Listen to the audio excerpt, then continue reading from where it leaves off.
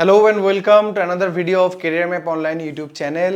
সামনে MTS কে মাথায় রেখে আমাদের যে সিরিজ চলছিল তার আজকের আমরা সেকেন্ড ভিডিও নিয়ে তোমাদের সামনে এসেছি। এর আগে আমরা মোস্ট এক্সপেক্টেড কোয়েশ্চেন্স 40টা কোয়েশ্চেনের একটা সেট এনেছিলাম সায়েন্সের উপরে। আজকে শুধুমাত্র বায়োলজির উপরে মোস্ট এক্সপেক্টেড 30 কোয়েশ্চেনের সিরিজ তোমাদের সামনে নিয়ে এসেছি, যেখানে MTS এর মিসলেনিয়াস বায়োলজির যে মিসলেনিয়াস সাবজেক্ট মিসলেনিয়াস টপিক তার উপর থেকে কিছু বাছাই করা কোয়েশ্চেন্স রয়েছে, যেগুলো রিসেন্ট CHSL এবং CGL এ SSC যে প্যাটার্ন ফলো করে করছে সেই রকম প্যাটার্ন মেনটেন করে আমরা এই সিরিজটা সেট করেছি। তো তোমরা শেষ অবধি দেখতে থাকো, আমরা কোয়েশ্চেন্সগুলো ডিসকাস করব, অপশনসগুলো ডিসকাস করব, এবং তোমরা যদি পসিবল হয়, তোমরা যদি জেনে থাকো অ্যান্সারগুলো, অবশ্যই কমেন্ট বক্সে প্রত্যেকটা কোয়েশ্চেনের অ্যান্সারগুলো তোমরা কিন্তু ড্রপ করে দিও। তো আমরা স্টার্ট করে দিই তাহলে আমাদের আজকের সিরিজ। তো আমাদের 30টা সেটের কোয়েশ্চেন্স, তার মধ্যে প্রথম কোয়েশ্চেন আসছে আমাদের, চলো দেখা যাক কি বলা হচ্ছে এখানে। When a host is exposed to antigens which may be in the form of living or dead microbes or other proteins, antibodies are produced in the host body. This type of immunity is called dash immunity. তো সবার আগে কনসেপ্টটা একটু বুঝে নেওয়া দরকার। তো প্রথম কোয়েশ্চেন আমাদের এখান থেকে যেটা আসছে সেটা হচ্ছে অ্যান্টিজেন জিনিসটা কি। What is antigen? অ্যান্টিজেন হচ্ছে, ধরো আজকের একটা pathogen, bacteria, virus, protozoa, fungus আমাদের বডিতে এন্টার করলো। তো এন্টার করার পর ওরা কি করে, ওরা ওদের সুবিধা মতো এক ধরনের প্রোটিন বা পলিস্যাকারাইডস ওরা রিলিজ করে, ঠিক আছে, যেটা আমাদের বডির immunity system as a foreign particle treat করে, এবং ওই অ্যান্টিজেনের করেসপন্ডেন্সে আমাদের বডিতে অ্যান্টিবডি প্রডিউসড হয়। সেই অ্যান্টিবডিগুলো গিয়ে অ্যান্টিজেনের এগেনস্টে অ্যান্টিজেনগুলোকে নিউট্রালাইজ করে, অ্যান্টিজেনের এগেনস্টে কাজ করে, ওদেরকে নিউট্রালাইজ করে, এবং এদের অ্যান্টিজেনকে নিউট্রালাইজ করার পাশাপাশি অ্যান্টিজেনের যে সোর্স অর্থাৎ ওই প্যাথোজেনটাকে ওরা কিন্তু নিউট্রালাইজ করে, ওদের গ্রোথকে ইনহিবিট করে, ওদেরকে ডিস্ট্রয় করে দেয়। তো এখানে যেটা বলতে চাইছি যে যখন একটা হোস্টের বডিতে একটা অ্যান্টিজেন্স ঢুকছে, when a host is exposed to antigens which may be in the form of living or dead microbes or other proteins, antibodies are produced in the host body. তো যেটা তোমাদের বললাম যে অ্যান্টিজেন বডিতে এন্টার করলে আমাদের body অ্যান্টিজেনে exposed হলে তার এগেনস্টে আমাদের বডি কী করবে, অ্যান্টিবডি প্রডিউস করবে। এই টাইপের যে ইমিউনিটি, এটাকে কি বলা হয়, এই যে ইমিউনিটি যেটা আসছে এই ইমিউনিটিটাকে বলা হয় অ্যাক্টিভ ইমিউনিটি, ঠিক আছে। আমাদের ইমিউনিটির দুটো টাইপ রয়েছে, অ্যাক্টিভ আর একটা হচ্ছে আমাদের প্যাসিভ ইমিউনিটি। না, what is active? Active immunity মানে আমাদের বডিতে অ্যান্টিজেনকে এন্টার করানো হয়, সেটা কোনো প্যাথোজেন করতে পারে বা আর্টিফিশিয়ালিও ভ্যাকসিনেশনের থ্রুতে অ্যান্টিজেনকে এন্টার করানো হলো। আমাদের বডির ইমিউনিটি সিস্টেম কী করলো, সেই অ্যান্টিজেনের এগেনস্টে নিজস্ব অ্যান্টিবডিজ তৈরি করতে শুরু করলো। This is active immunity. Passive immunity কোনটা? প্যাসিভ ইমিউনিটি হচ্ছে যেখানে আমাদের বডি ফেল করছে অ্যান্টিবডি প্রডিউস করতে, তো সেই কারণে কি করা হচ্ছে, ডিরেক্টলি কোনো একটা পার্টিকুলার অ্যান্টিজেনের অ্যান্টিবডিকে আমাদের বডিতে ইনজেক্ট করে দেওয়া হচ্ছে। খুব রিসেন্ট আমরা কোভিড পিরিয়ড পেরিয়ে এলাম, তোমরা জানো এই সময় একটা প্রসেস, একটা ট্রিটমেন্ট প্রসেসের কথা খুব উঠেছিল, প্লাজমা ডোনেশনস, যেখানে কি করা হতো, যেখানে খুব রিসেন্ট 1-2 মাসের মধ্যে কোভিড অ্যাফেক্টেড হয়েছে এবং সার্ভাইভ করে গেছেন এমন মানুষের ব্লাড কালেক্ট করা হতো, তাদের ব্লাড থেকে অ্যান্টিবডিজগুলোকে কালেক্ট করা হতো, এবং এই প্লাজমা থেকে এই যে অ্যান্টিবডিজগুলোকে কালেক্ট করা হতো, এইগুলোকে অ্যাফেক্টেড হয়েছেন, খুব সিভিয়ারলি অ্যাফেক্টেড একজন পেশেন্ট, তার বডিতে ইনজেক্ট করা হতো। সিভিয়ারলি অ্যাফেক্টেড পেশেন্ট, সে হয়তো সাফিসিয়েন্ট অ্যান্টিবডিজ তৈরি করতে পারছে না, তখন সুস্থ মানুষের, যে সুস্থ হয়ে গেছেন, তার বডিতে তৈরি হওয়া অ্যান্টিবডি নিয়ে ইনজেক্ট করা হতো, ঠিক আছে। তো এগুলো হচ্ছে প্যাসিভ ইমিউনিটির মধ্যে আসছে। এখানে আমাদের যেটা বলছে, তাহলে অ্যান্টিজেনের এগেনস্টে বডিকে ডিরেক্টলি অ্যান্টিবডি তৈরি করতে দেওয়া, দ্যাট ইজ অ্যাক্টিভ ইমিউনিটি। আর বডিকে অ্যান্টিবডি তৈরি করতে না দিয়ে অ্যান্টিবডি বাইরে থেকে সাপ্লাই করা হচ্ছে প্যাসিভ ইমিউনিটি, ঠিক আছে। তো আমাদের নেক্সট স্লাইডে এই প্যাসিভ অ্যান্ড অ্যাক্টিভ ইমিউনিটির কথা বলা হয়েছে। এখানে একটা পয়েন্ট তোমাদের নোট করতে বলবো, active immunity is long lasting. Active immunity যেহেতু নিজের বডিতেই তৈরি করছে, সুতরাং সেই অ্যান্টিবডিগুলো কিন্তু থেকে যায় এবং একটা দীর্ঘ সময়ের জন্য কিন্তু বডিকে প্রোটেক্ট করে সেই যে ডিজিজটাতে অ্যাফেক্টেড হয়েছে তার এফেক্ট থেকে। অন্যদিকে প্যাসিভ ইমিউনিটি কিন্তু শর্ট লিভড, একবারই হয়তো ইউজ হয়, তারপরে কিন্তু আর ইউজ করা যায় না। এখানে একটা কথা বলে রাখি যে স্নেকের যে অ্যান্টিভেনম যেটা ইউজ করা হয়, ওটা কিন্তু একটা কাইন্ড অফ প্যাসিভ ইমিউনিটি। ঘোড়ার বডিতে অ্যান্টিবডি তৈরি করে সেই বডিটা আমাদের বডিতে ইনজেক্ট করা হয় যখন আমাদের কোনো স্নেক বা এরকম স্নেক যখন আমাদের সাপে যখন কামড়ায়, তখন ওটা হিউম্যানের বডিতে ওগুলোকে ইনজেক্ট করা হয়। কোয়েশ্চেন নাম্বার 2-তে আসে, who explain the structure of protein. আমাদের চারটে অপশনস এমিল ফিশার, দেখো এই ধরনের কোয়েশ্চেন্স কিন্তু ইদানিং এসএসসি প্যাটার্নে খুব দেখতে পাওয়া যাচ্ছে। Who explained, who discovered, when explained, এই যে জিনিসগুলো এগুলো যে এসএসসির এখন প্যাটার্ন ফলো করছে, সেই জন্য আজকের কোয়েশ্চেনে তোমরা দেখবে কিন্তু আমরা অনেক এই ডিসকভারি ওরিয়েন্টেড কোয়েশ্চেন্স কিন্তু রেখেছি। তোমাদের বলবো এগুলো কিন্তু খুব ভালো করে নোট করতে। Who explain the structure of protein, তো অ্যান্সার হচ্ছে কি, অ্যান্সার হচ্ছে Pauling and Corey. Pauling and Corey এরাই স্ট্রাকচার অফ প্রোটিনের কোন কোন স্ট্রাকচার, মেনলি প্রোটিনের যে alpha helical structure and beta pleated sheet, এগুলোকে বলা হয় secondary structure. Alpha helix structure and beta pleated sheet, এই দুটো স্ট্রাকচার, ঠিক আছে, লিনাস পাউলিং এবং রবার্ট কোরে এরা প্রথম প্রপোজ করেছিলেন এই জিনিসটা, ঠিক আছে। কত সালে? এটাকে এই যে বলা হচ্ছে সেকেন্ডারি স্ট্রাকচার, এই পয়েন্টগুলো কিন্তু তোমাদের নোট করে রাখতে হবে। 1951-এ ওরা এটাকে প্রপোজ করেন, ঠিক আছে, এই মডেলটাকে। পাউলিং অ্যান্ড কোরে কিন্তু ডিএনএরও একটা মডেল তারা প্রপোজ করেছিলেন 1953-তে, ঠিক আছে, যেখানে 3 ডিএনএ স্ট্র্যান্ডস, 3টে ডিএনএ স্ট্র্যান্ডসের কথা বলা হয়েছিল যারা নিজেদের মধ্যে জড়িয়ে পেঁচিয়ে থাকছে, এবং একটা ক্লোজলি প্যাকড নিউক্লিওটাইডের কথা এরা তখন বলেছিলেন। পাউলিংকে নোবেল দেওয়া হয়েছিল। এই পয়েন্টগুলো খুব নোট করার মতো, তোমরা অবশ্যই এগুলো খাতায় নোট করতে থাকো আমাদের ভিডিওর পাশাপাশি। Pauling was awarded the Nobel prize in chemistry in 1954 for their work on the structure of proteins, ঠিক আছে। 1954 সালে পাউলিং কিন্তু নোবেল পেয়েছিলেন এই প্রোটিন স্ট্রাকচারের জন্য। কোয়েশ্চেন নাম্বার 3-তে আসি। A or N dash is any substance that causes your immune system to produce antibodies against it. আমরা একটু আগেই ডিসকাস করলাম যে অ্যান্টিবডিজ কার রেসপন্সে তৈরি হয়, যখন আমাদের বডিতে অ্যান্টিজেন এন্টার করছে, তো যখন অ্যান্টিজেন ঢুকছে তার এগেনস্টে অ্যান্টিবডি তৈরি হয়। তো তাহলে আমাদের প্রোটিন হচ্ছে না, গ্লুকোজ হচ্ছে না, প্লেটলেট তো হবেই না, অ্যান্টিজেন হচ্ছে অপশন ডি হচ্ছে আমাদের রাইট অ্যান্সার, ঠিক আছে। তাহলে অ্যান্টিজেন রাইট অ্যান্সার আমাদের, তাহলে এখানে হয়ে যাচ্ছে কোয়েশ্চেন নাম্বার 3-তে অ্যান্টিজেন হয়ে যাচ্ছে অ্যান্সার। যে কি হচ্ছে না, অ্যান্টিজেন হচ্ছে এমন এক ধরনের সাবস্টেন্স যেটা আমাদের ইমিউন সিস্টেমকে অ্যান্টিবডি প্রডিউস করতে ইনডিউস করে, ঠিক আছে। আচ্ছা, তো এই যে antigen is composed of protein, peptides and polysaccharides, কি কি দিয়ে তৈরি হয় নোট করো। Protein, peptides and polysaccharides. Any portions of bacteria or virus such as surface protein, coat, capsule, toxins and cell wall can serve as antigens.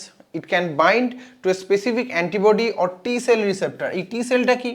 তোমরা জানো আমাদের যে লিউকোসাইটস থাকে যেটা ডব্লিউবিসি, তার মেনলি 5টা টাইপের ডব্লিউবিসি থাকে, eosinophil, basophil, neutrophil, monocytes and lymphocytes. এই লিম্ফোসাইটসের একটা টাইপ হচ্ছে টি লিম্ফোসাইট, যাকে টি সেলও বলা হয়। আরেক ধরনের আছে বি লিম্ফোসাইট, যার মেন ফাংশন হচ্ছে অ্যান্টিবডি প্রডিউস করা। টি লিম্ফোসাইট কি হয়? টি লিম্ফোসাইট এ কাজ করে as a antigen presenting cell, যাকে শর্টে বলা হয় এপিসি। অ্যান্টিজেন প্রেজেন্টিং সেল কি করে? যখনই কোনো ওই প্যাথোজেন্স বডিতে এন্টার করে তাদের অ্যান্টিজেনটাকে রিলিজ করলো আমাদের প্লাজমা ফ্লুইডের মধ্যে বলো কিংবা টিস্যু ফ্লুইডের মধ্যে, তখন কি হয়, এই টি সেলগুলো কি করে আস্তে আস্তে ওই অ্যান্টিজেনগুলোকে ওরা এনগালফ করে ওদের সারফেস ওগুলোকে প্রেজেন্ট করে কার কাছে? অ্যান্টিবডিসগুলোর কাছে, যাতে ওইগুলোকে ইজিলি ডিস্ট্রয় করা যায় বা নিউট্রালাইজ করা যায়, ঠিক আছে।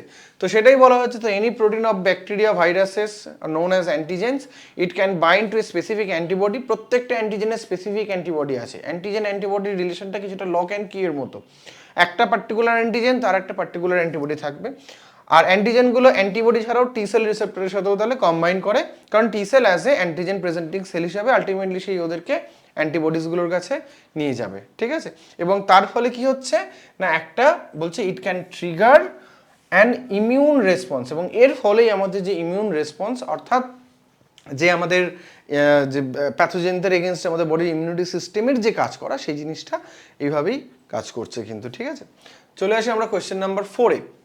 Which part of the human body has the growth stages divided into anagens, catagens and telogens? ঠিক আছে, চারটে options, hair, tooth, nose, nails. তোমরা যদি লক্ষ্য করো দেখবে এর আগের যে 3টা কোয়েশ্চেন, সেই 3টা কোয়েশ্চেন কিন্তু আমাদের প্রিভিয়াস ইয়ার কোয়েশ্চেন থেকেই নেওয়া। এই কোয়েশ্চেনটা দেখো CHSL 15/4/2021 মর্নিং শিফট থেকে এই কোয়েশ্চেনটা নেওয়া হয়েছে, ঠিক আছে।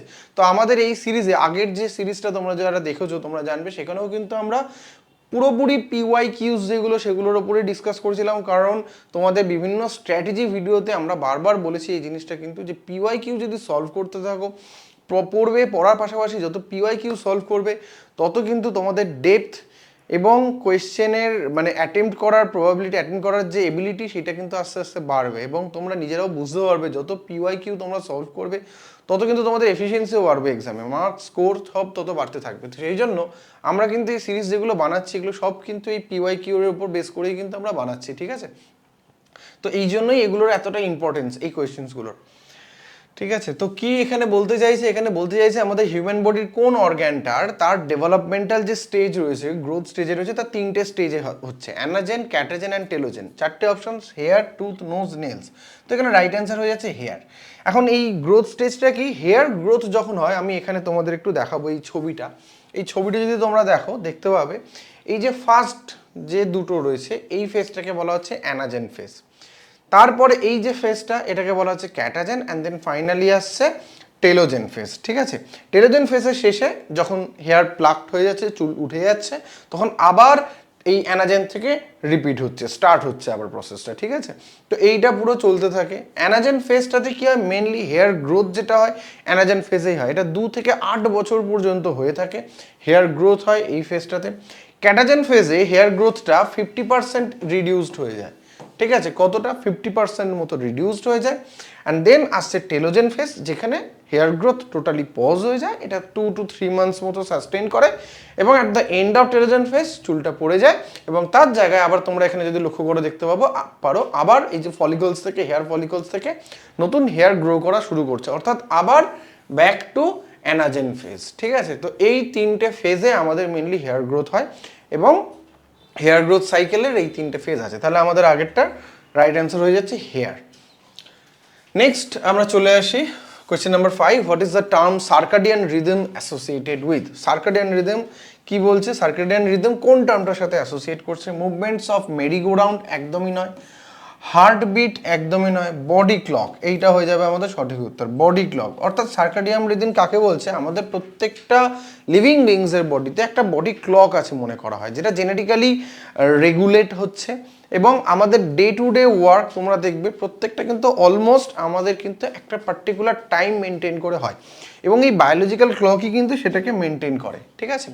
তো এই যে এখানে বলে দেওয়া হচ্ছে circadian rhythm or circadian cycle is a natural internal process regulates the sleep wake cycle. আমাদের এই যে নির্দিষ্ট সময় ঘুমোতে যাওয়া, নির্দিষ্ট সময় আমাদের ঘুম থেকে উঠে পড়া, নির্দিষ্ট সময় খিদে পাওয়া, নির্দিষ্ট সময় এনার্জেটিক ফিল করা, নির্দিষ্ট সময় খুব লেজি ফিল করা, এই যে ডে টু ডে এই যে প্রসেসটা চলে, এটা কিন্তু আমাদের এই বায়োলজিক্যাল ক্লকই মেনটেন করে পুরোপুরিভাবে। এবং বায়োলজিক্যাল ক্লক রেগুলেট হয় আমাদের রেগুলার অ্যাক্টিভিটি, আমাদের ফুড ইনটেক, আমাদের বডি মেটাবলিজম, হরমোনস, এই সব কিছুর দ্বারা কিন্তু এটা রেগুলেটেড হচ্ছে, এবং ওভারঅল যদি দেখা যায় এটা জেনেটিক্যালি পুরোপুরি রেগুলেটেড হচ্ছে, ঠিক আছে? 24 আওয়ার্স যে আমাদের প্রত্যেক দিন থাকে তাতে এটাকে মেনটেন করা হয়, ঠিক আছে?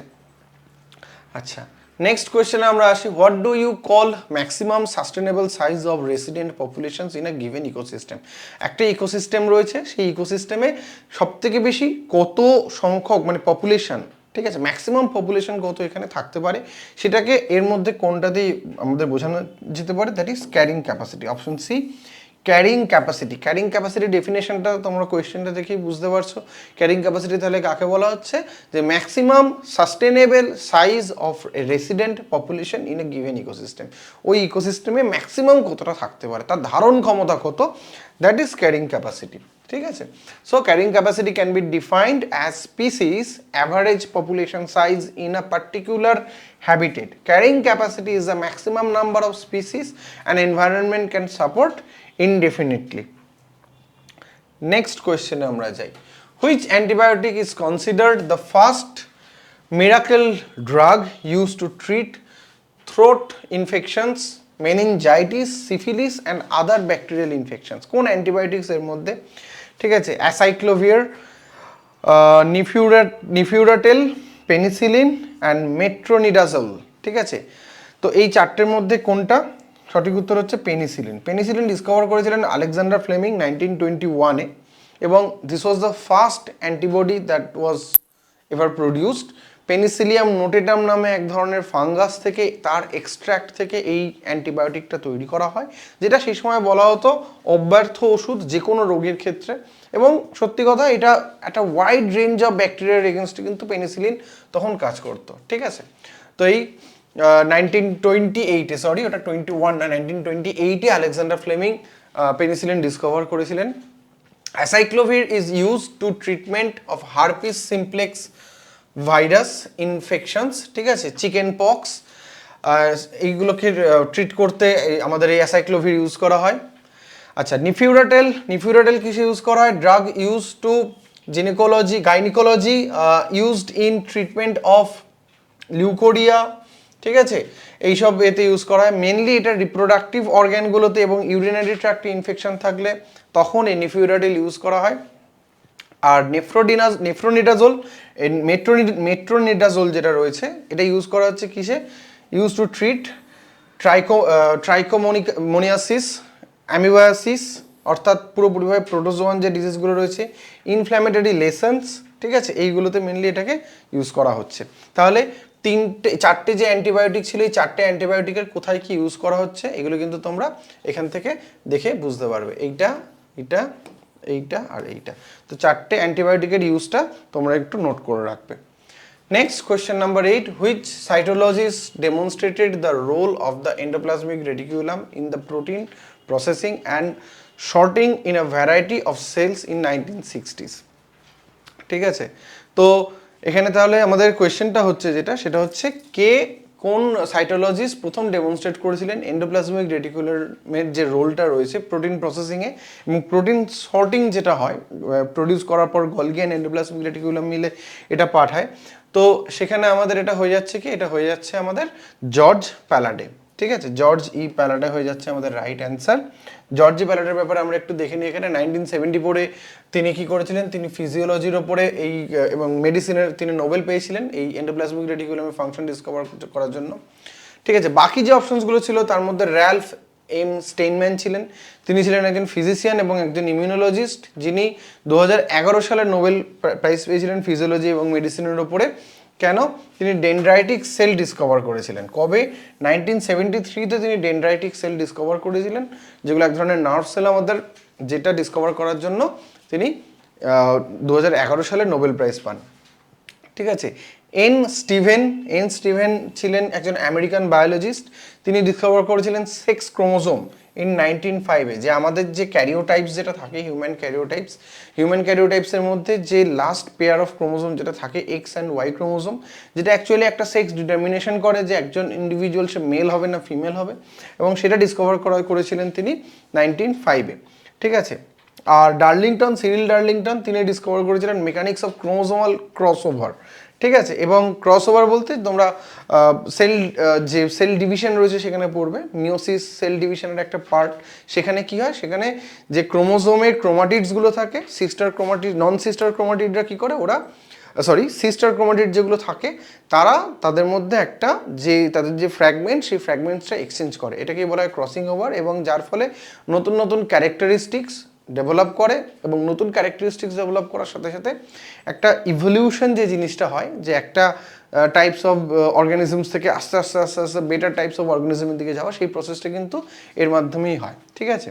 তো ডার্লিংটন এই ক্রোমোজোমাল ক্রসিং ওভার সেটাকে ডিসকভার করেছিলেন, এই মেকানিজমসটাকে পুরোপুরিভাবে এক্সপ্লেন করেছিলেন, এবং ইনহেরিটেন্সে এর রোল কি, ঠিক আছে, এটার ইভলিউশনে এর রোল কি, এইগুলোকে তিনি ডিসকভার করেছিলেন। চলে আসি নাম্বার 9-এ। Dash is the field of study concentrated on pregnancy, child birth and the post partum period, ঠিক আছে, মানে প্রেগনেন্সি, চাইল্ড বার্থ এবং আফটার চাইল্ড বার্থ যে পিরিয়ডটা, সেই সময়টাতে সেই রিলেটেড যে স্টাডি, সেটাকে কি বলা হয়? চারটে options: ophthalmology, oncology, obstetrics and orthopaedics. আমাদের সঠিক উত্তর হয়ে যাচ্ছে অপশন সি, অবস্টেট্রিক্স, ঠিক আছে। বাকিগুলো একটু দেখে নেওয়া যাক। অপথলমোলজি মানে জানো চোখ রিলেটেড পড়াশোনা, সেটাকে বলা হয় স্টাডি অফ আই মেনলি, যেটা, ঠিক আছে। আমাদের যে branch medicines and surgery which deals with the diagnosis and treatment of eye disorder. Oncology হচ্ছে রিলেটেড টু ক্যান্সার, ঠিক আছে, treatment and identifications of cancer. Orthopaedics মানে কি? Orthopaedics related to surgery. Orthopaedic surgery মানে মেনলি এটা include করছে bones, joints, muscle, ligaments, এগুলোতে যে সার্জারি বা এই রিলেটেড যে treatment, that is known as orthopaedics. চলে আসি কোয়েশ্চেন নাম্বার 10-এ। What is the full form of DFC? ডিএফসির ফুল ফর্ম কি? এসএসসি স্টেনোগ্রাফারের কোয়েশ্চেন এটা, 2023 সালের 12/10/2023 মর্নিং শিফটের কোয়েশ্চেন্স। এটার ফুল ফর্ম হচ্ছে চারটে অপশনস, ডেড ফুড চেন যেটা একদমই হবে না, ডার্ক ফুড চেন না, detritus food chain, this is the right answer. Detritus food chain জিনিসটা কি দেখে নেবো একটু। ডেট্রিটাস ফুড চেন মানে যেটা শুরু হচ্ছে dead parts of A body, ঠিক আছে। এখানে যেমন দেখো ডেড লিভসকে দেখানো হচ্ছে, ডেড লিভসের উপর কারা বেস করে বেঁচে আছে, বিটলস, তারপরে উডলাউস, ঠিক আছে। তো উডলাউস ডেড লিভসের উপর ডিপেন্ড করে বেঁচে আছে, মানে এইগুলো খেয়ে মেনলি ওরা সার্ভাইভ করছে। আবার উডলাউসকে কে খাচ্ছে, ব্ল্যাক বার্ড খাচ্ছে, ঠিক আছে। তাহলে এই যে যেটা দেখছি এই ফুড চেনটা স্টার্ট হচ্ছে কোথা থেকে, একটা ডেড অর্গ্যানিক ম্যাটার থেকে, যেটা একটা সময় লিভিং ছিল বাট এখন সেটা ডেড পার্ট, তো সেখান থেকে স্টার্ট হচ্ছে। এই ধরনের ফুড চেনকে বলা হচ্ছে ডেট্রিটাস ফুড চেন, শর্টে DFC. Question number 11. In which year did Rudolf Ludwig Karl Virchow, শর্টে জাস্ট রুডলফ ভার্চো মনে রাখবে, তিনি formulated his famous aphorisms omnis cellula e cellula which become a part of the foundations of cell theory.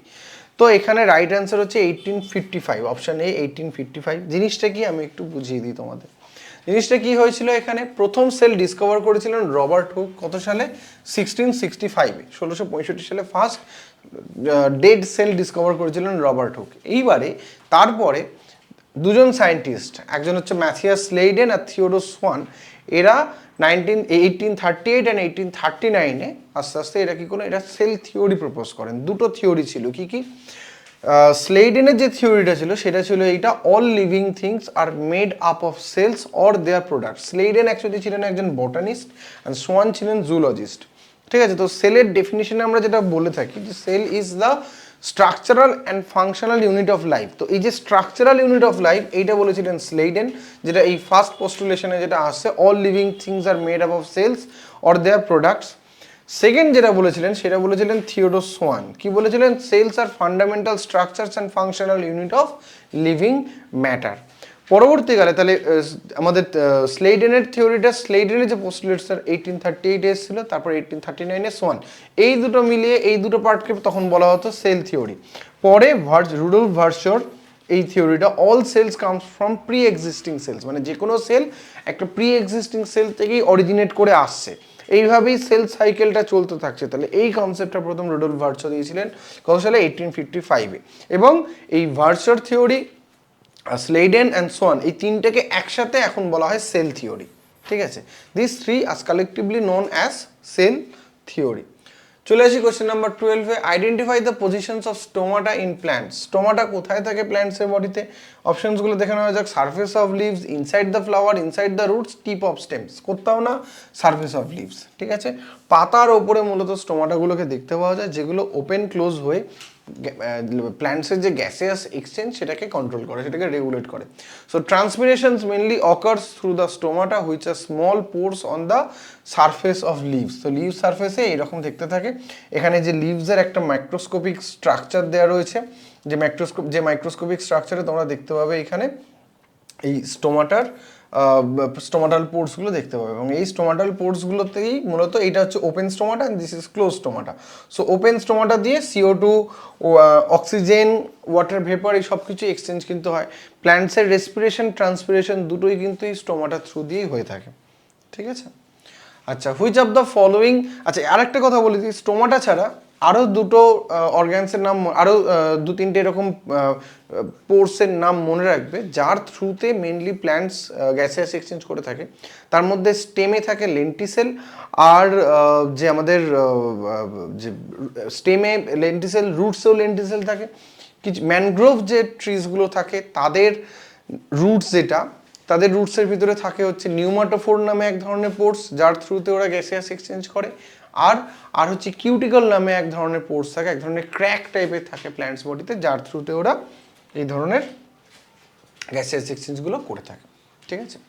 Question number 13-এ আসা যাক। Which of the following is a tertiary consumer? চারটে options আমাদের রয়েছে, গ্রাস, snake, frog, গ্রাসহপার্স। তো এই চারটের মধ্যে দেখতে হবে কে হচ্ছে টার্সিয়ারি কনজিউমার।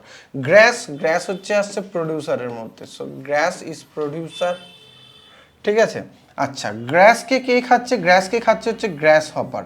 তাহলে গ্রাস হপার কি হয়ে যাচ্ছে? গ্রাস হপার হয়ে যাচ্ছে প্রাইমারি কনজিউমার। ঠিক আছে, একটা ইকোসিস্টেমে জেনারেলি গ্রিন যারা থাকে, গ্রিন প্ল্যান্টস যারা থাকে তারা হচ্ছে প্রডিউসার। কেন? কারণ তারা সোলার এনার্জিটাকে ট্র্যাপ করে সেটাকে মাসে কনভার্ট করে, so that's why they are producer. এবার বাকি যারা থাকে তারা একে অন্যকে কনজিউম করে চালায়, সো দে আর কনজিউমার। এর মধ্যে যারা ডিরেক্টলি গ্রাসকে কনজিউম করছে তারা হচ্ছে প্রাইমারি কনজিউমার, যেমন হচ্ছে গ্রাস হপার।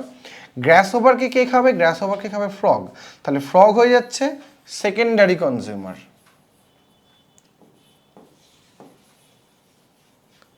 সেকেন্ডারি কনজিউমার, গ্রাসহপার হয়ে যাচ্ছে, ফ্রগ হয়ে যাচ্ছে সেকেন্ডারি কনজিউমার। সেকেন্ডারি কনজিউমার ফ্রগকে কে কনজিউম করছে? স্নেক, তো স্নেক হয়ে যাচ্ছে আমাদের এখানে সঠিক উত্তর। তাহলে আমাদের এখানে রাইট অ্যান্সার কি হয়ে যাবে? তাহলে এগুলো কোনোটাই নয়, রাইট অ্যান্সার হয়ে যাচ্ছে আমাদের এখানে স্নেক। ঠিক আছে, তাহলে স্নেক হয়ে যাচ্ছে টারশিয়ারি কনজিউমার। ঠিক আছে, তো এই হচ্ছে, এটা হচ্ছে ট্রফিক লেভেল। ট্রফিক কথাটা এসছে ট্রফ থেকে, ট্রফ মানে হচ্ছে ফুড। ঠিক আছে, তো সেখানে যেগুলো তোমাদের বললাম ওই প্রডিউসার, অটোট্রপস, কনজিউমার্স, এই পয়েন্টসগুলো রয়েছে। Primary consumer, secondary consumer, tertiary consumer, এবং অ্যাট দ্য এন্ড থাকে কি ডিকম্পোজার্স, যার কাজ কি, যে হচ্ছে মেনলি ব্যাকটেরিয়া, ফাঙ্গি, যারা ডেড অর্গানিজমসগুলোকে ডিকম্পোজ করে তাদের বডির নিউট্রিয়েন্টসগুলোকে এগেইন নেচারে ফিরিয়ে দেয়। এইভাবে নিউট্রিয়েন্ট সাইকেলটাকে এরা মেনটেন করে। ঠিক আছে, ট্রফিক লেভেলের একটা চার্ট তোমাদের এখানে দেখতে পাচ্ছ। তো প্ল্যান্টস একদম লোয়ার লেভেলে আছে, যারা হচ্ছে প্রডিউসার, তার থেকে আসে হার্বিভোরস বা প্রাইমারি কনজিউমার, সেখান থেকে সেকেন্ডারি কনজিউমার বা ফার্স্ট লেভেল কার্নিভোরস, সেখান থেকে আসছে সেকেন্ড লেভেল কার্নিভোরস বা টারশিয়ারি কনজিউমার, অ্যান্ড তারপরে থাকবে হচ্ছে decomposer. Number 14, question number 14, all human beings have dash pairs of chromosomes in the nuclei of cells. তাহলে আমাদের যে সেলের নিউক্লিয়াস থাকে হিউম্যানের, তাতে কতগুলো ক্রোমোজোম থাকে? এখানে কতগুলো জানতে চাইনি, জানতে চাইছি কতগুলো পেয়ারে থাকে। তাহলে আমাদের ক্রোমোজোম নাম্বার 46 মানে কত পেয়ার হচ্ছে? 23 পেয়ার্স অফ ক্রোমোজোম হয়ে যাচ্ছে। ঠিক আছে, আমরা একটু দেখে নিই এই 23 পেয়ার্স অফ ক্রোমোজোমগুলো কীরকম দেখতে লাগে। এইটাকে বলা হয় হিউম্যান ক্যারিওটাইপস, যেখানে দেখো এটা হচ্ছে chromosome number 1, this is chromosome set 2, 3, 4, 5, 6, 7, 8, 9, 10, 11, 12, this is 13, 14, 15, 16, 17, 18, 19, 20, 21, 22, and at the end এটা হয়ে যাচ্ছে 23rd, যেটাকে আমরা একটু আগে দেখলাম বলা হচ্ছে সেক্স ক্রোমোজোম। এর মধ্যে একটা হচ্ছে এক্স হয় আর একটা হয় ওয়াই। বাকি যেটা রয়েছে, বাকি যে 22 পেয়ার্স রয়েছে, এই 22 পেয়ার্সকে বলা হয় অটোজোম। ঠিক আছে, আর এরা হচ্ছে সেক্স ক্রোমোজোম। এর মধ্যে ফিমেলদের থাকে 22 পেয়ার প্লাস এক্স এক্স, আর মেল হলে থাকবে হচ্ছে 22 পেয়ার প্লাস এক্স ওয়াই। তাহলে এক্স ওয়াই হলে এটা হয়ে যাচ্ছে মেল, অ্যান্ড এক্স এক্স হলে এটা হয়ে যাচ্ছে ফিমেল। ঠিক আছে, তো এই হচ্ছে আমাদের গেল, এই হচ্ছে আমাদের হিউম্যান ক্যারিওটাইপস। এখান থেকে একটাও ক্রোমোজোম যদি অ্যাবসেন্ট থাকে, মিসিং থাকে, বা যদি এক্সট্রা থাকে, তখন কিন্তু যে প্রবলেমটা অ্যারাইজ করে সেটাকে বলা হয় ক্রোমোজোমাল অ্যাবারেশনস। ঠিক আছে, এটা জেনেটিক্সে খুব ইম্পর্টেন্ট একটা টার্ম, তোমরা জেনে রাখবে। Question number 15, which of the following plant is on the verge of extinctions due to insensitivity to our environment? চারটে অপশনস, রোজা ডামাসিনা, তারপরে মাধুকা ইনসিগনিস, হেলিয়ান্থাস অ্যানাস, অ্যান্ড বেলিস পেরেনিস। তো সঠিক উত্তর হয়ে যাচ্ছে এখানে মাধুকা ইনসিগনিস। বেসিক্যালি এটা কর্ণাটকের দিকে পাওয়া যায় এই প্ল্যান্টসটা।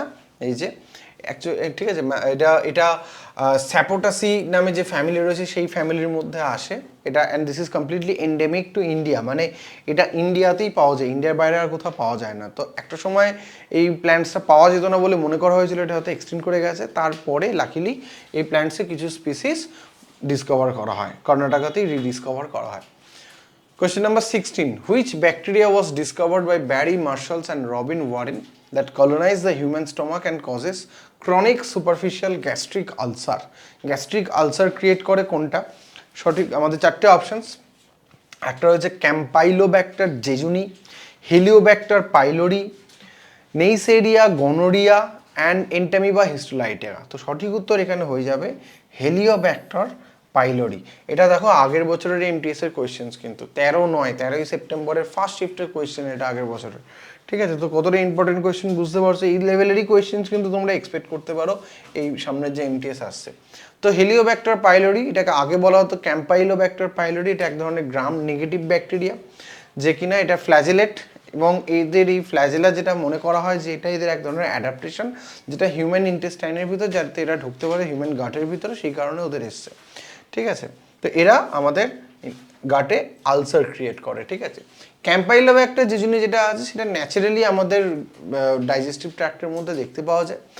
ঠিক আছে, এখানে আমাদের ক্যাম্পাইলোব্যাক্টার যে জন্য এটা মানে শুধু নট অনলি হিউম্যান, এটা এটা এটা পোলট্রি, ক্যাটেল, ডগস, এদের প্রত্যেকের মধ্যে দেখতে পাওয়া যায়। নেইসেরিয়া, গনোরিয়া, এরা হচ্ছে গনোরিয়া নামে যে সেক্সুয়ালি ট্রান্সমিটেড ডিজিজ রয়েছে সেটার জন্য মেনলি এরা রেসপন্সিবল, এবং যে আমাদের কি বলে রিপ্রোডাক্টিভ ট্র্যাক্ট যেটা রয়েছে, রিপ্রোডাক্টিভ ট্র্যাক্টের মধ্যে যে যে যে মিউকাস মেমব্রেনগুলো আছে সেখানে মিলে দেখতে পাওয়া যায়। রিপ্রোডাক্টিভ ট্র্যাক্ট বলতে সার্ভিক্স, ইউটেরাস, ফ্যালোপিয়ান টিউবস, ঠিক আছে, ওমেন্সদের মধ্যে মেনলি এটা দেখতে পাওয়া যায়। Entamoeba histolytica, it is well recognized as pathogenic amoeba বলা হয় একে। ঠিক আছে, মেনলি আমাদের যে অ্যামিবাসিস নামে যে ডিজিজটা হয় তার জন্য মেনলি এটা রেসপন্সিবল। নেক্সট আমরা আসছি question number 17, due to rapid urbanisations the human lifestyle has changed severely, obesity is a major health issue in such conditions, which of the following is a reason for obesity? তো ওবেসিটির reason কোনটা হচ্ছে, সঠিক উত্তর দেখা যাক। Excessive কনজাম্পশনস of water, একদমই নয়। Excessive intake of high calorie foods, একদম ঠিক। বাকি অপশনসগুলোও একটু দেখে নিই। ল্যাক অফ প্রোটিন না, lack of vitamins in regular diet না, এগুলো কোনোটাই ওবেসিটির রিজন। ওবেসিটির রিজন হচ্ছে excessive intake of high calorie food আর আমাদের লাইফস্টাইল। লাইফস্টাইল বলতে এই যে less workout and high calorie intake, this is the main reasons of obesity. ঠিক আছে, এবং এখনকার যে আমাদের ফাস্ট লাইফ তাতে ওবেসিটিতে আমাদের যদি 3জন মানুষ দেখা যায় তার মধ্যে 2জন অন্তত ওবেসিটির প্রবলেমে ভুগছেন। ঠিক আছে, তো এখানে একটু দেখে নিই আমরা এই রিলেটেড কিছু data. High intake of saturated fat, saturated ফ্যাটের এক্সাম্পল মনে রাখবি ঘি। ঘি হচ্ছে একটা স্যাচুরেটেড ফ্যাট। মেনলি এখানে কি হয়, স্যাচুরেটেড ফ্যাটে কি থাকে, স্যাচুরেটেড ফ্যাটের মধ্যে কোনো রকম মানে যে হাইড্রোজেনস, তাদের ম্যাক্সিমাম ক্যাপাসিটি হাইড্রোজেন ওরা ক্যারি করে। ঠিক আছে, দ্যাটস ওয়াই এরা লেস রিঅ্যাক্টিভ হয়, এবং লেস রিঅ্যাক্টিভ হওয়ার কারণে আমাদের বডিতে এরা স্টোরড হয়ে থাকে, যেটা এদের মেন মানে প্রবলেমের মেন রিজন যেটা। অন্যদিকে আনস্যাচুরেটেড ফ্যাট যেটা থাকে, আনস্যাচুরেটেড ফ্যাট যেমন গুড কোলেস্ট্রল যেগুলো, তারা হচ্ছে সব আনস্যাচুরেটেড ফ্যাট। রাইস ব্র্যান অয়েলের ভিতরে আনস্যাচুরেটেড ফ্যাট থাকে। এখন এই আনস্যাচুরেটেড ফ্যাটসগুলোর ভিতরে কি হয়, ওরা যতটা হাইড্রোজেন ওর ভিতরে যে হাইড্রোকার্বনস থাকে তাতে ম্যাক্সিমাম যতটা হাইড্রোজেন ক্যারি করার ওদের ক্যাপাসিটি তার থেকে কম হাইড্রোজেন থাকে। দ্যাটস ওয়াই ওরা রিঅ্যাক্টিভ হয়, ওরা রিঅ্যাক্ট করতে পারে। ঠিক আছে, এবং ওরা যেহেতু রিঅ্যাক্ট করতে পারে সেই জন্য আমাদের বডিতে ওরা স্টোরড হয়ে থাকে না, ওরা কাজে লেগে যায় আমাদের। ঠিক আছে, তো মেনলি এই high intake of saturated fat may eventually raise the level of low density lipoproteins, যেটাকে এলডিএল বলা হয়। ঠিক আছে, এবং এই এলডিএল হচ্ছে একটা টাইপ অফ কোলেস্ট্রল, যেটা আমাদের যে ব্লাড ভেসেলসগুলো আছে, প্রবলেমটা তখনই হয় যখন এই কোলেস্ট্রলগুলো আমাদের ব্লাড ভেসেলসের ভিতরে গিয়ে অ্যাকুমুলেটেড হয়, জমা হয়। সেখানে ব্লাড ভেসেলসের যে প্যাসেজটা রয়েছে সেটা অনেকটা ন্যারো হয়ে যায়, ব্লাড প্রেশার বাড়ে, স্ট্রোক, হার্ট অ্যাটাকের মতো প্রবলেমের কিন্তু রিস্ক অনেকটা বেড়ে যায়। যে কার্ডিওভাস্কুলার ডিজিজগুলো আছে তার কিন্তু মানে চান্স অনেকটা বেড়ে যায়। সেদিক থেকে হাই ডেন্সিটি লাইপোপ্রোটিন যেগুলো রয়েছে, এইচডিএল কোলেস্ট্রল যেগুলো রয়েছে, এদেরকে গুড কোলেস্ট্রল বলা হয়। এরা সেখানে কি করে, এরা কোলেস্ট্রলকে অ্যাবজর্ব করে। মেনলি কি হয়, আমাদের বডি না নিজস্ব কোলেস্ট্রল তৈরি করতে পারে। আমাদের বডিতে কোলেস্ট্রল দরকার, কারণ আমাদের স্টেরয়েডস আমাদের হরমোনাল রেগুলেশনের জন্য খুব দরকার। সেই জন্য আমাদের বডির মেকানিজমই করা রয়েছে যে আমাদের বডি কোলেস্ট্রল যাতে তৈরি করতে পারে। সেখানে আমরা যদি বাইরে থেকে আউটসাইড থেকে যদি কোলেস্ট্রল ইনটেক করি তাহলে কি হবে, সেই কোলেস্ট্রলটা যেটা ইনটেক করেছি সেটা কিন্তু আমাদের বডিতে থেকে যাবে। ঠিক আছে, সেই জন্যই এই হাই ক্যালোরি ফুডগুলো আমাদের কিন্তু এড়িয়ে চলা উচিত for a better lifestyle. Next আমরা কোয়েশ্চেন নাম্বার 18-এ আসি। কি বলছে, name a common ingredients made from the starchy part of corn kernels used as a thickening agents for gravies, marinades sauces, soups and cereals. ঠিক আছে, মানে mainly যে ওই আমাদের কদিন আমাদের তখন পুজোর সিজন, এই সময় এই যে ধরো বিভিন্ন ধরনের যে স্যুপ বা গ্রেভি টাইপের খাবার, তার যে থিকেনিংয়ের জন্য কর্নের যে পার্টটাকে ইউজ করে সেটা কোনটা।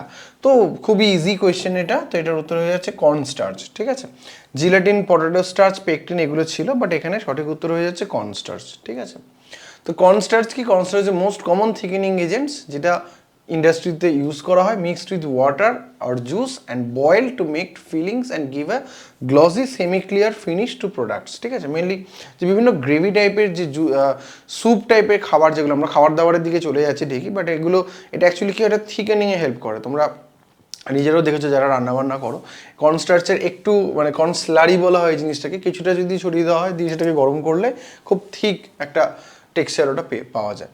পটাটো স্টার্চ এটাও ইউজ করা হয় থিকেনিংয়ের জন্য, ঠিক আছে, বাট মেন যেটা ইউজ করা সব থেকে বেশি দ্যাট ইজ কর্নস্টার্চ। জিলেটিনটা ইউজুয়ালি পুডিংয়ে ইউজ করা হয়, বাট আদারওয়াইজ জিলেটিন কিন্তু আমাদের জেনারেলি জিলেটিন কী করে, আমাদের বোনস, লিগামেন্টস এগুলোর মধ্যে মেনলি পাওয়া যায়। ঠিক আছে, আচ্ছা, আর পেকটিন কি? পেকটিন হচ্ছে একটা ফাইবার যেটা ফ্রুটসের মধ্যে থাকে। ঠিক আছে, question number 19, in which year did Walther Flemming coined the term chromatin for the stained substance found in the cell nucleus? তাহলে প্রথমে আমরা একটু দেখে নিই যে এই ক্রোমাটিন সাবস্টেন্সটাকে, আচ্ছা এখান থেকে আমরা যে ইনফরমেশনটা পেলাম, এই যে ক্রোমাটিন টার্মটাকে কয়েন করেছিলেন ওয়াল্ডার ফ্লেমিং। কবে করেছিলেন? অপশনসগুলো একটা দেখা যাক। 1900 সালে, 1840 সালে, 1849-এ, 1879-এ। রাইট অ্যান্সার হচ্ছে 1879-এ। আমরা এবার একটু ক্রোমাটিন জিনিসটাকে একটু দেখি। ক্রোমাটিন হচ্ছে কিছুই না, নিউক্লিয়াসের ভিতরে যে একটা কয়েলড স্ট্রাকচার দেখতে পাওয়া যায় সেটাই হচ্ছে ক্রোমাটিন। এই ক্রোমাটিনগুলোই সেল ডিভিশনের সময় এরা ক্রোমোজোমে কনভার্ট করে। ঠিক আছে, তো এই পয়েন্টটা তোমরা মাথায় রেখে দেবে। কে ডিসকভার করেছিলেন ক্রোমাটিন? ক্রোমাটিন টার্মটাকে কয়েন করেছিলেন ওয়াল্ডার ফ্লেমিং, এবং কত সালে? 1879-এ। বেসিক্যালি কি হয়, যখনই সেলকে মাইক্রোস্কোপে দেখার জন্য স্টেনিং করা হয়, তখন এই ক্রোমাটিনগুলো খুব ডেন্সলি স্টেইনড হয়ে থাকে। ঠিক আছে, সেখান থেকে এই কনসেপ্টটা আসে আর কি। ঠিক আছে, মেনলি ক্রোমাটিনের মধ্যে কি থাকে, ক্রোমাটিনের এই যে ক্রোমাটিন তো অ্যাকচুয়ালি ওটা কয়েলড হয়ে থাকে, ওইটার কয়েলটাকে যদি আমরা আনফোল্ড করি তাহলে এরকম ডিএনএ দেখতে পাবো। আসলে ক্রোমাটিন কিন্তু ডিএনএ দিয়ে তৈরি হয়, এগুলোই সেল ডিভিশনের সময় ক্রোমোজোমে কনভার্ট করে। Question number 20, dash indicates the realm of living organisms and their interactions with the environments. চারটে options, atmosphere, biosphere, hydrosphere and lithosphere. তো রাইট অ্যান্সার হয়ে যাচ্ছে আমাদের কি? বায়োস্ফিয়ার। বায়োস্ফিয়ার হচ্ছে আমাদের যে রিয়েলম অফ লিভিং অর্গানিজমস, যেটা এনভায়রনমেন্টের সাথে ইন্টারাক্ট করছে, সেটাকে বলা হচ্ছে বায়োস্ফিয়ার। অ্যাটমসফিয়ার মানে আমাদের যে এয়ার যেটা রয়েছে, এবং একটা ইনফরমেশন তোমাদের দিই, মাস ওয়াইজ যদি দেখা যায় সবকটা রিয়েলমের মধ্যে অ্যাটমসফিয়ার হচ্ছে মিনিমাম। ওয়াটার যেটা রয়েছে দ্যাট ইজ হাইড্রোস্ফিয়ার, আর লিথোস্ফিয়ার মানে যেটা হচ্ছে সয়েল।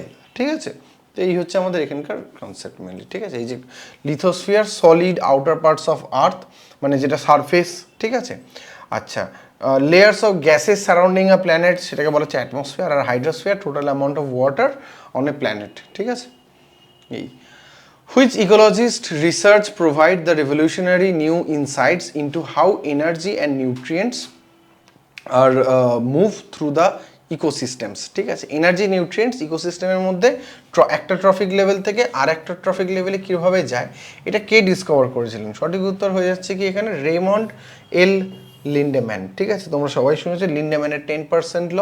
তো রেমন্ড এল লিন্ডেম্যান তিনি এটা মেনলি ডিসকভার করেছিলেন। তো লিন্ডেম্যানের 10% ল এটা 1942-তে দেওয়া হয়েছিল। সেখানে কি বলা হচ্ছে আমরা একটু পরের চার্টটা দেখে নিলে আরও ভালোভাবে বুঝতে পারবো। এখানটা দেখো, এখানে একটা জিনিস তোমরা লক্ষ্য করো, সূর্য থেকে যে প্ল্যান্ট যে এনার্জিটা নিচ্ছে সেটাকে কত ধরা হচ্ছে? 20,000 কিলোজুল। ঠিক আছে, 20,000 কিলোজুল যখন এই প্ল্যান্টটাকে এই ডিয়ারটা কনজিউম করছে, তার বডিতে কতটা যাচ্ছে? তার বডিতে অনলি 2,000 কিলোজুল যাচ্ছে।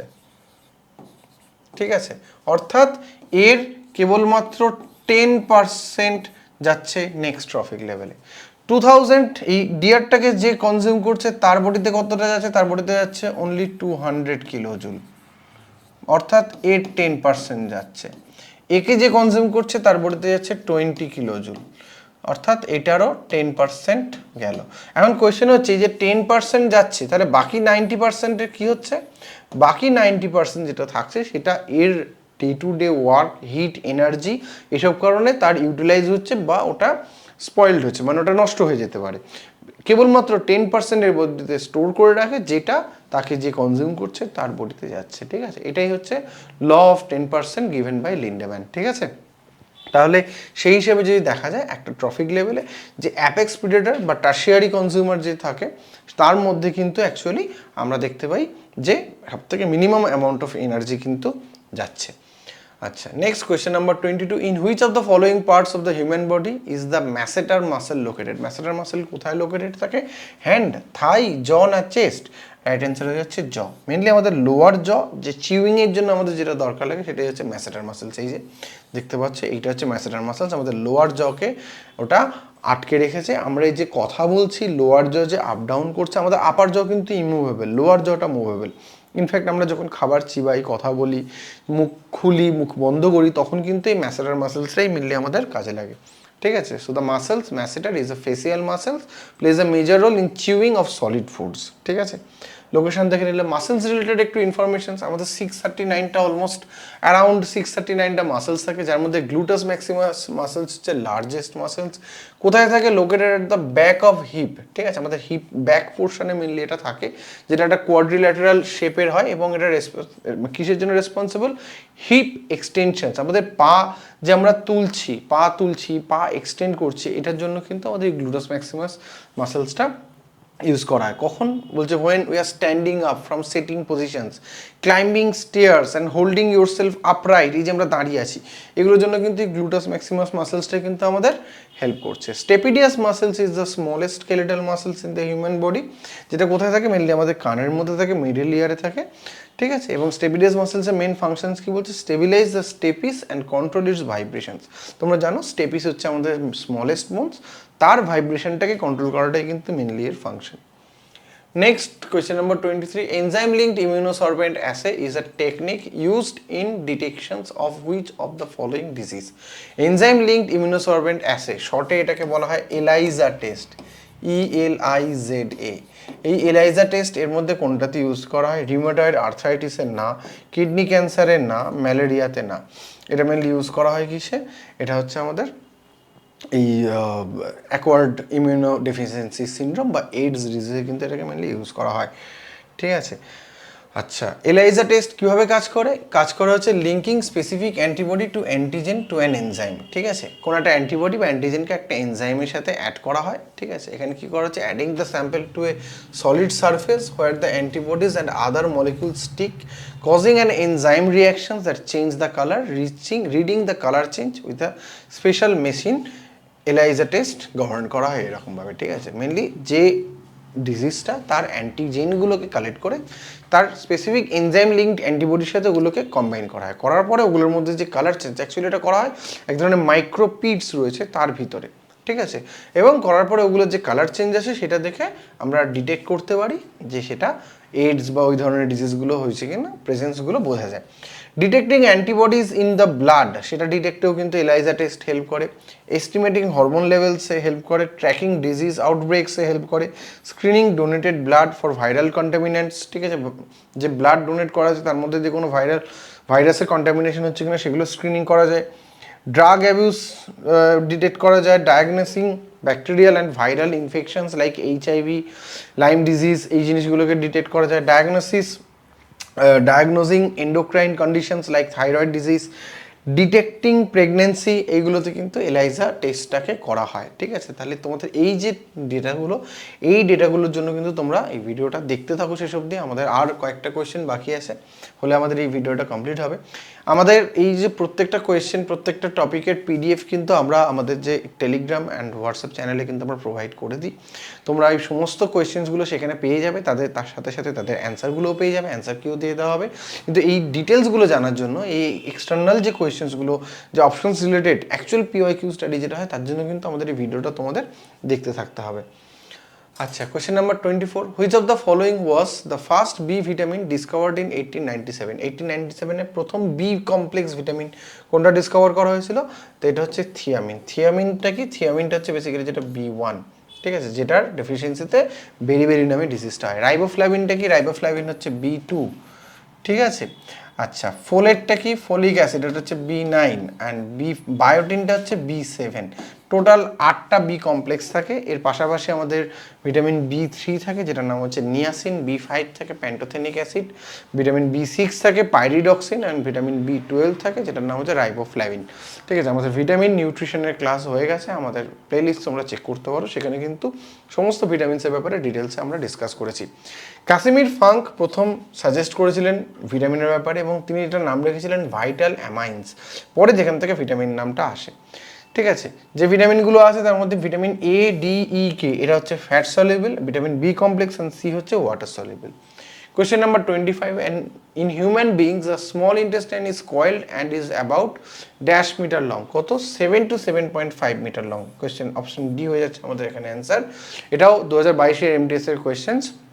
এবং স্মল ইন্টেস্টাইন নামে স্মল, কিন্তু অ্যাকচুয়ালি লেন্থ ওয়াইজ এটা আমাদের পুরো ডাইজেস্টিভ সিস্টেম, ছবিটা তোমরা এখানে দেখো, এন্টায়ার যে ডাইজেস্টিভ ট্র্যাক্ট তার কিন্তু লংগেস্ট পার্ট হচ্ছে এইটা হচ্ছে আমাদের স্মল ইন্টেস্টাইন। ঠিক আছে, আর একে ঘিরে এই যে গ্রিন কালারের পার্টটা দেখতে পাচ্ছি এটা হচ্ছে লার্জ ইন্টেস্টাইন, যেটা 1.5 মিটার মতো লং হয়। ঠিক আছে, স্মল ইন্টেস্টাইনের মেনলি 3টে পার্ট থাকে, একটা ইউ শেপ পার্ট থাকে যাকে বলা হয় ডিওডিনাম, তারপরে থাকে লিঙ্কার জেজুনাম, তারপর ভিতরে কয়েল পার্টটাকে বলা হয় ইলিয়াম। এরও ডিটেলস ক্লাস আমাদের যে নিউট্রিশনস অ্যান্ড ডাইজেস্টিভ সিস্টেমের ডিটেল ক্লাস কিন্তু আমাদের হয়ে গেছে, আমাদের প্লে লিস্টে রয়েছে, তোমরা কিন্তু অবশ্যই চেক করে নিও। অ্যান্টনি, আচ্ছা next question number 26, Antonie van Leeuwenhoek, Otto van লিউয়েনহুকও বলা হয়, Dutch scientist, was known for which discovery in the late 17th century। Question option A, discovery of the properties of stem cell, একদমই নয়, observations of bacteria and protozoa, এইটা হয়ে যাবে আমাদের এখানে answer, observations of bacteria and protozoa ব্যাকটেরিয়াকে observe করেছিলেন Otto van Leeuwenhoek, এবং ফার্স্ট লিভিং সেল বলা হয় কিন্তু লিউয়েনহুক অবজার্ভ করেছিলেন। Robert Hooke first dead cell observe করেছিলেন 1665। লিউয়েনহুক কিন্তু ডেড সেল নয়, লিউয়েনহুক 1674-এ প্রথম যে ফার্স্ট উনি কিন্তু যে লিভিং সেল, জলের মধ্যে থাকা যে লিভিং সেল প্রোটোজোয়া অ্যান্ড ব্যাকটেরিয়াকে উনি অবজার্ভ করেছিলেন, এবং সেই জন্য তাকে ফাদার অফ মাইক্রোবায়োলজিও কিন্তু বলা হয়। ঠিক আছে, আচ্ছা বাকি যে অপশনসগুলো ছিল আর্নেস্ট ম্যাকলহো, বাকি আমাদের কি কি ছিল একটু দেখে নিই। বাকি অপশনস যেগুলো ছিল, এই যে Discovery of properties of stem cell, আচ্ছা প্রপার্টিস অফ স্টেম সেল কে করেছিলেন? আর্নেস্ট ম্যাকলচ। ঠিক আছে, অ্যান্ড জেমস স্টিল, এরা দুজন মিলে ডিসকভার করেছিলেন properties of stem cells. Stem cells হচ্ছে এমন এক ধরনের সেলস যেখান থেকে একটা vast varieties of cells originate করতে পারে। মেনলি আমাদের জাইগোট কিন্তু একটা kind of stem cells. Zygote থেকে যে মরুলা কন্ডিশনে যে 16 সেলের গ্রুপ তৈরি হয় সেটাও কিন্তু স্টেম সেলস। ওখানে যে 16টা সেল তৈরি হয় সেখান থেকে আমাদের বডির যে কোনো সেল অরিজিনেট করতে পারে, তো এগুলোকে বলা হয় স্টেম সেলস।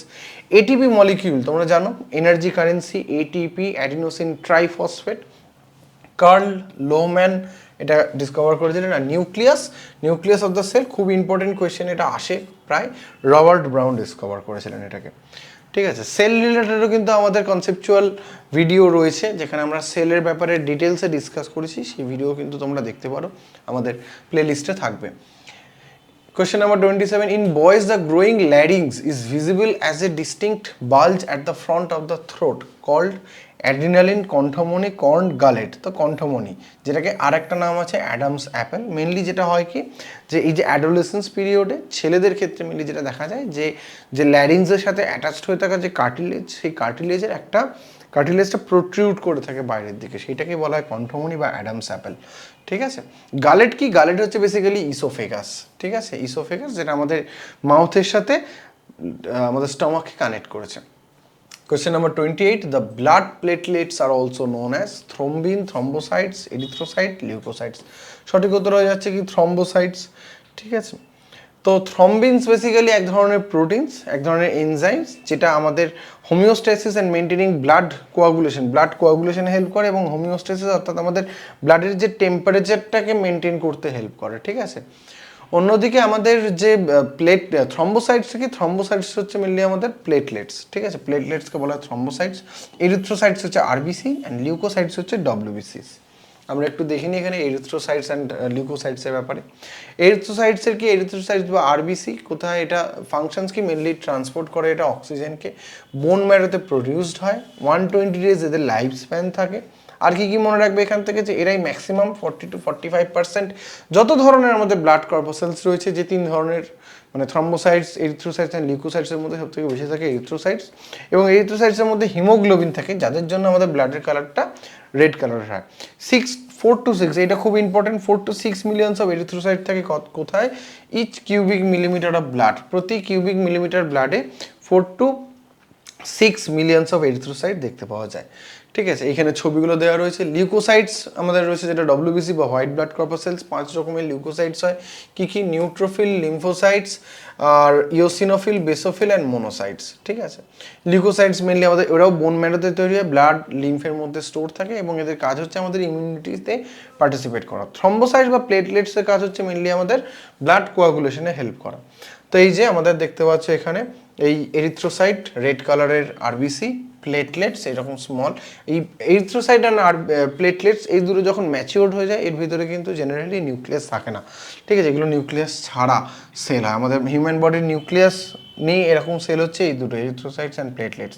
বাকি এইগুলো রয়েছে আমাদের সমস্ত ডব্লিউবিসিসগুলো। ঠিক আছে, এই ম্যাক্রোফেজ বেসিক্যালি একটা টাইপ অফ মোনোসাইটস। মোনোসাইটস যখন ফ্যাগোসাইটোসিস মোডে চলে আসে, যখন ওকে কোনো ব্যাকটেরিয়া বা প্যাথোজেনকে এনগালফ করতে হয়, তখন মেনলি ওরা ওই মোনোসাইটসরা ম্যাক্রোফ্যাজ শেপে চলে আসে। এটা মেনলি টিস্যুর মধ্যে এই জিনিসটা হয়ে থাকে।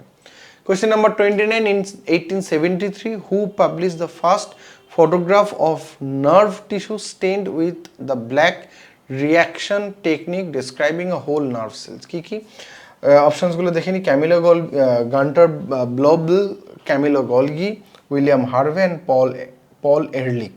তো সঠিক উত্তর হয়ে যাচ্ছে ক্যামিলো গলগি। ক্যামিলো গলগি 1873-তে ফার্স্ট একটা নার্ভ টিস্যুর ফটোগ্রাফ তিনি দেখিয়েছিলেন।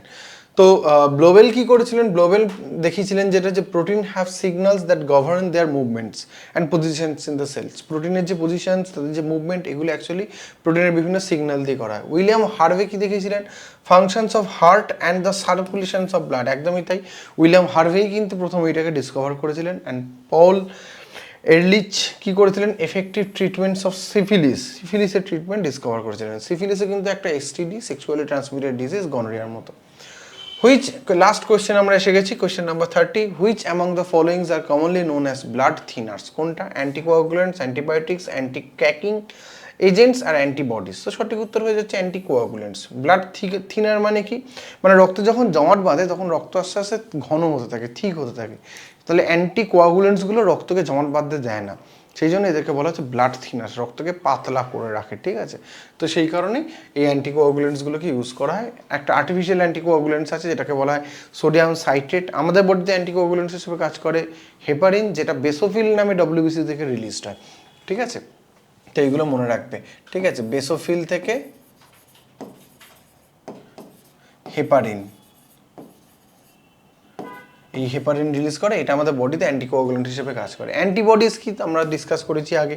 অ্যান্টি ক্যাকিং হচ্ছে আর absorptions of excess moistures by coating particles to make them more water repellent. ঠিক আছে, অর্থাৎ যে এক্সেস ময়েশ্চারকে অ্যাবজর্ব করা, সেটাকে বলা অ্যান্টি ক্যাকিং।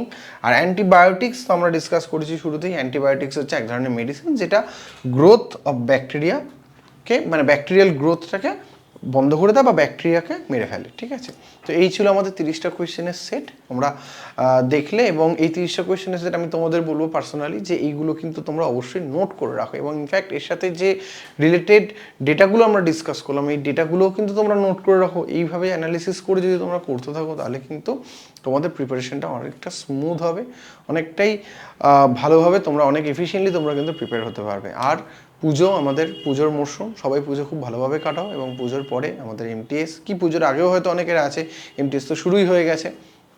তো সকলের পরীক্ষা খুব ভালো হোক। Thank you, tata.